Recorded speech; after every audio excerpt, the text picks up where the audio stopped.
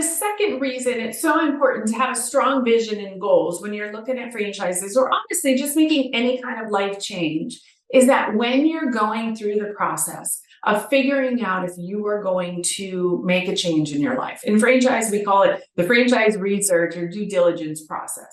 Somewhere along the way, and probably more times than one, you're going to get nervous, you're going to get scared, you're going to have anxiety, you're going to say, what if this happens? And what if that happens?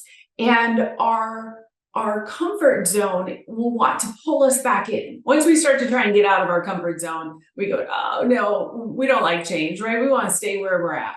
And the whole path of going somewhere better is by making a change and getting out of your comfort zone. So when you start to get nervous, which is totally normal, especially if you've never done this before, you need to have a goal, a vision, a reason why you would make a change. We don't make changes just to change them. We make changes to make our life better. There's something more we're striving for. And so we have to take a different path to get us there. So when we start to get nervous and we say, why are we doing all of this? We hold on to our goals. We hold on to our vision. We say, the reason I'm going through this discomfort of change and thinking about changing my life is because I want this. I want more. I want something better.